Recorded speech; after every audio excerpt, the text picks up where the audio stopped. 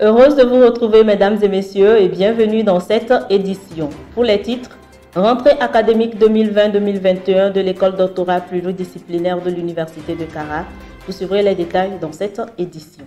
Toujours dans ce journal, remise des attestations à la première cohorte des étudiants formés à l'Institut supérieur des métiers de l'agriculture. Et pour finir, célébration de la journée mondiale du Rhin à l'Université de Kara. Encore une fois, bienvenue. L'école doctorale pluridisciplinaire de l'Université de Kara a officiellement lancé ses activités pour le compte de l'année académique 2020-2021 le lundi 15 mars passé. C'était au cours d'une cérémonie présidée par le professeur Komla Sanda, président de la dite institution. Reportage de Claudette Talon. Rentrée doctorale à l'Université de Kara.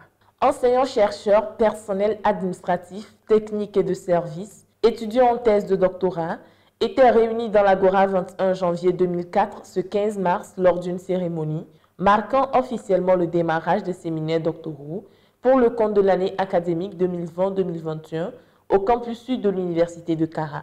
C'est le professeur Komla Sanda, président de l'Université de Kara, qui a lui-même ouvert les travaux de cette rentrée doctorale. Pour la circonstance, il avait à ses côtés le professeur Larry Kanchoua, coordonnateur de l'école doctorale pluridisciplinaire, qui décline l'objectif de cette rentrée. Il s'agit d'abord de marquer un point, de montrer que notre université a atteint la stature qui lui permet donc de former les gens dans le LMD totalement, depuis la licence jusqu'au doctorat. Et ça, c'est important. Ensuite, cette rentrée doctorale offre aux doctorants et à leurs encadreurs l'opportunité d'échanger avec des gens qui ont été sélectionnés, des spécialistes, sur des sujets qui vont toucher aux aspects de la formation.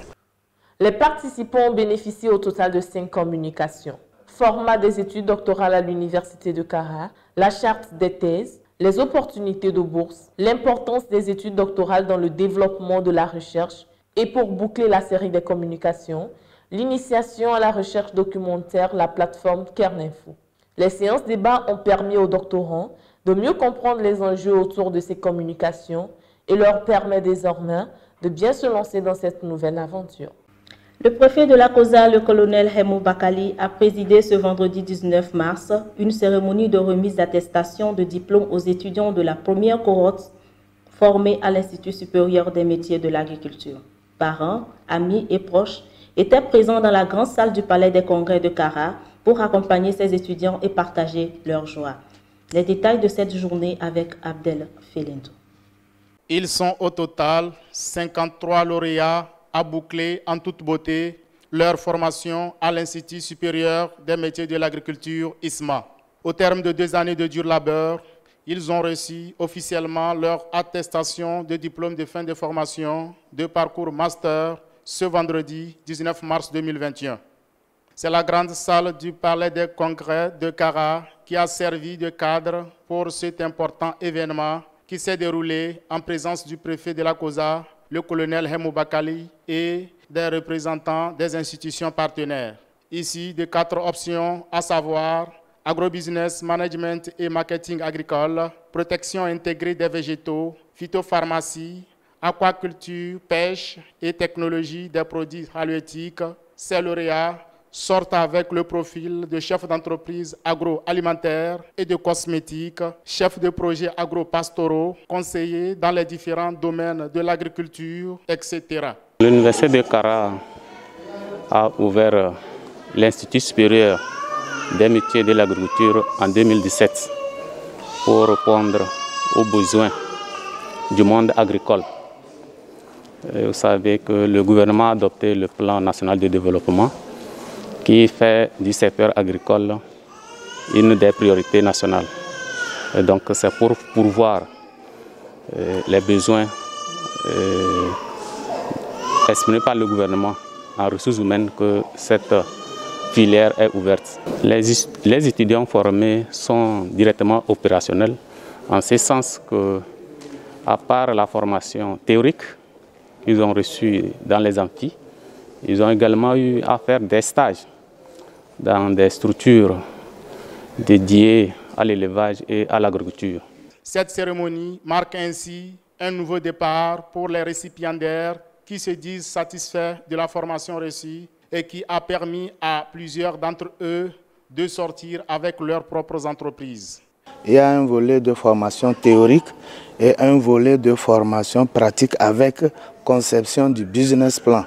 Le business plan consiste à élaborer un projet professionnel et ce projet, on le soumet au bailleur et si on a eu la chance d'être financé, on le concrétise sur le terrain. Donc certains de nos camarades ont déjà commencé par concrétiser leur projet parce qu'ils ont eu un peu d'appui financier. Tu n'es pas embauché quelque part, tu peux travailler déjà sur ton projet et être un entrepreneur. Les étudiants des filières sœurs, parents et amis étaient également présents à cette cérémonie qui marque le couronnement des efforts de leurs enfants, frères et amis. Une délégation de l'Union européenne conduite par Mme Stéphanie Strass était en visite de projet le mercredi 17 mars passé à l'Université de Kara. Reçue par M. Egbao Azoti, secrétaire général de la dite institution, cette délégation a visité les 2 sites du campus universitaire de Kara. Claudette Talot était de la partie. Suivez son résumé. Composée de 6 personnes, une délégation de l'Union européenne était en visite des projets financés à l'Université de Kara le 17 mars passé sur les 2 sites de l'Université de Kara. Conduite par Mme Stéphanie Strass, chef section infrastructure et environnement de l'Union européenne au Togo, elle a été reçue par M. Egbao Azoti, secrétaire général de l'Université de Kara, en présence de quelques enseignants-chercheurs et personnels administratifs. Précisons que l'Université de Kara a bénéficié d'un financement de l'Union européenne pour la construction et l'équipement d'un laboratoire intégré d'agriculture résiliente et de promotion des filles aux sciences et techniques au campus Nord dans le cadre du projet de lutte contre les changements climatiques. La présidente de la délégation de l'Union européenne a salué toutes les initiatives de l'institution et a encouragé les acteurs à plus d'efforts pour les actions à venir. On a vu un travail qui se fait sur la rentabilisation tant que possible des énergies renouvelables. On a vu un travail de recherche qui se fait aussi sur l'utilisation tant que possible de la biomasse pour en limiter les gaspillages. Ça, je pense que ça répond vraiment aux priorités du pays, aux priorités de la région. Donc pour ma part, je suis assez confiante qu'on s'attaque à des problématiques fondamentales. Je suis confiante aussi que les personnes qu'on a rencontrées ont le bagage intellectuel, mais aussi l'expérience qu'il faut pour que ça puisse mener à des résultats intéressants et qui, je l'espère, seront exploitables. Le représentant de l'université, ému par rapport à cet appui, a exprimé un sentiment de reconnaissance et de gratitude face aux donateurs. Notons également que les responsables des laboratoires de physique, de chimie, de biochimie à la FAS et celui PREDES à la Flèche ont également bénéficié d'un appui financier de l'Union européenne en vue de l'équipement de leurs laboratoires. Aussi, ont-ils présenté les résultats des projets réalisés et fait le point des équipements disponibles grâce au financement. Et concernant les laboratoires de recherche, ils sont au nombre de 7 à être équipés grâce au financement de l'Union européenne. Et nous avons également visité ces laboratoires de recherche. Les activités qui sont en train d'être exécutées au niveau des laboratoires sont en bonne voie et sont très bien appréciées par la responsable de la délégation. Les projets qui sont en train d'être exécutés sont pertinents. Et elle nous a également donné des conseils comment monter prochainement des dossiers. Avec cet accompagnement, la recherche peut prétendre avoir de beaux jours à l'université de Kara. Les étudiants de la première promotion de la licence professionnelle en sécurité informatique et cybersécurité de l'université de Kara, qui ont commencé leur formation en janvier 2020, ne cessent de mener des travaux pratiques pour compléter leurs connaissances théoriques. C'est dans ce cadre qu'ils ont été impliqués dans le déploiement du serveur de gestion budgétaire de l'université. Fortuné Kouyao. Au-delà des cours théoriques dispensés aux étudiants de la licence professionnelle en sécurité informatique et cybersécurité, la pratique occupe une part importante dans la formation de ces derniers. Pour ce faire, différents travaux pratiques sont organisés à leur attention afin de rendre plus opérationnelles leurs connaissances théoriques. C'est dans ce sens qu'ils ont été récemment impliqués dans un travail de déploiement du nouveau serveur dédié à la gestion budgétaire de l'Université de Kara. Ce travail s'est fait sous la supervision de l'un des formateurs, M. Benedictus Pacha, ingénieur en informatique à l'Université de Kara. L'Université de Kara avait déjà un serveur qui gère tout le budget. Mais ce serveur commence à avoir des défaillances et aussi on a constaté des côtés de manque de sécurité. Pour ce faire, on a sollicité notre expertise en tant qu'enseignant dans le domaine de l'informatique. On m'a demandé de venir déployer un nouveau serveur pour la gestion budgétaire. Donc le travail s'est fait avec l'ensemble des étudiants. Pendant 10 jours, les étudiants et les formateurs ont travaillé sur le déploiement de l'environnement informatique qui existait dans un nouveau serveur de dernière génération et plus performant acquis par l'Université de Kara. Et pour les étudiants, cette expérience est un plus dans leur formation. On a beaucoup travaillé, on a déployé sur le serveur, premièrement un système d'exploitation, un service DNS, un contrôle de domaine. C'est un nouveau système qu'on a rencontré ici. C'est quelque chose qui est beaucoup différent de ce qu'on fait d'habitude au cours, mais avec le temps, on s'est habitué et finalement, on a pu clore notre travail qu'on a eu à faire ici en beauté. Tout fonctionne parfaitement bien.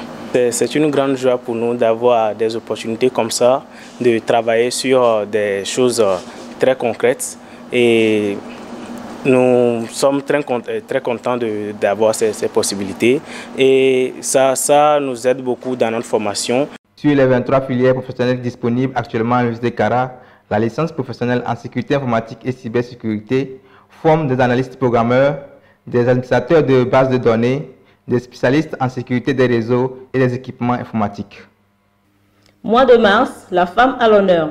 Allons maintenant à la découverte de Ranjwol, une association qui prône le leadership féminin. Elle est la seule association qui, malgré la situation de crise sanitaire liée au coronavirus, poursuit ses activités au bénéfice de la gente féminine par de multiples actions salutaires, bien sûr, dans le strict respect des mesures barrières. Lydia Bandjabli. Association of New Generation Women Leaders, Ranjwol entendu Association de la nouvelle génération des femmes leaders, créée en février 2019 à l'Université de Kara, a essentiellement pour mission de développer le leadership et de favoriser le développement personnel chez les jeunes filles en milieu universitaire. C'est dans ce sens que, même en contexte Covid-19, elle ne cesse de poursuivre ses activités au bénéfice de la gente féminine par des multiples actions salutaires. Nous menons des activités en présentiel et en distanciel. En distanciel, compte tenu de la pandémie du Covid-19, les personnes qui viennent nous former acceptent d'être des mentors. Donc chaque fille au sein de l'association a un mentor qui la suit dans son projet professionnel. Pour la réalisation de ces activités, Ranjwol fait régulièrement recours à des responsables universitaires et de la société civile pour entretenir les jeunes filles sur différentes thématiques de l'heure, comme c'est le cas du thème « Implication des jeunes filles dans la politique ». Ce thème a été abordé au cours d'une des activités de l'association par Madame Daria Oradei, enseignant-chercheur au département de sociologie. Nous avons pris en compte leurs inquiétudes, leurs demandes et nous avons axé notre thème sur la politique. Donc nous disons qu'il ne faut pas que les filles aient un regard négatif. Je pense qu'avec ce thème que nous avons débattu ensemble, elles sont rassurées et je suis sûre que nous aurons des anges qui vont faire partie du monde politique dans le futur, si Dieu le veut. Et cette formation m'a donné une nouvelle vision sur la vie politique. Il y a plusieurs femmes dans la vie politique, ce qui prouve que moi aussi je peux arriver.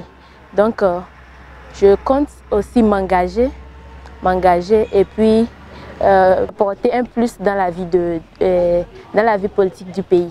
Dans la poursuite de ces actions, l'association Ranjwol entrevoit plusieurs activités au bénéfice de la communauté universitaire dans les jours à venir. L'adhésion à l'occasion est ouverte à toute étudiante régulièrement inscrite à l'Université de Kara. Santé à présent, l'équipe d'animation scientifique de la Faculté des sciences et santé, en collaboration avec le service de néphrologie du Centre hospitalier universitaire de Kara, a organisé le 18 mars dernier la première journée mondiale du rein à l'Université de Kara. C'était au cours d'une journée riche en sensibilisation. Lydia Gondiabli. Célébrée chaque 11 mars, la journée mondiale du rein a été observée à Kara le 18 mars 2021 à l'Université de Kara. Premier du genre à Kara, cet événement a été organisé par l'équipe d'animation scientifique de la Faculté des sciences de la santé et le service de néphrologie du CHU Kara. Pour cette première édition, l'accent a été mis sur la sensibilisation des maladies du rein à travers le thème « Prévenir l'insuffisance rénale, sinon bien vivre en hémodialyse ». C'est plus de 850 millions de personnes dans le monde qui souffrent de maladies rénales et près de 3 millions sont en dialyse actuellement. Et ça demande beaucoup de ressources financières, donc il faut faire tout pour la prévention. Et l'OMS a décidé donc de choisir une journée pour faire de la prévention et focaliser les efforts sur cette journée, sur cette maladie. 11% de personnes sont affectées par les maladies rénales avec une forte mortalité. À Kara, actuellement, l'insuffisance rénale est la 5e cause de mortalité dans le service de médecine. Dans l'ensemble, l'événement a été apprécié à plus d'un titre avec le souhait que de telles manifestations se fassent régulièrement, car comme on le dit souvent, prévenir vaut mieux que guérir. Étudiants, enseignants-chercheurs et personnel administratif et technique de la Faculté des sciences et santé de l'Université de Kara ont reçu le jeudi 11 mars dernier la première dose du vaccin AstraZeneca. Ceci dans le cadre de la campagne de lutte contre la propagation de la maladie à coronavirus au Togo. Reportage signé Abdel Felendo. Il est 9h30. L'espace du décanat de la Faculté des sciences de santé de l'Université de Kara est transformé en un centre de vaccination anti-Covid-19.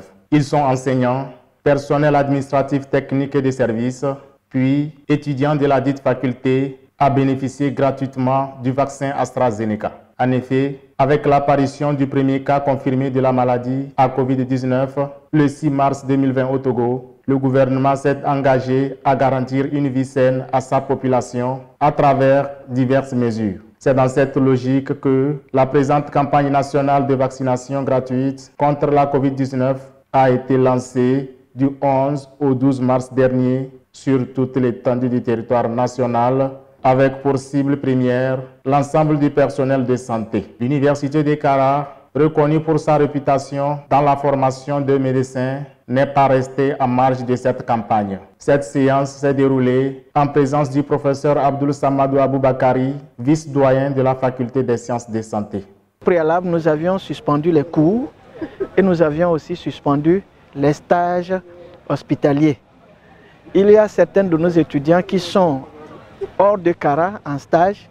Nous avions pris les mesures pour qu'ils se fassent vacciner dans les formations sanitaires où ils font leur stage, en particulier ceux qui sont en stage au CHR de Sokodé et au CHR de Dapaon. Lorsqu'on consulte le carnet de vaccination, disons il y a un petit carton qui accompagne la vaccination, il y a 2 zones.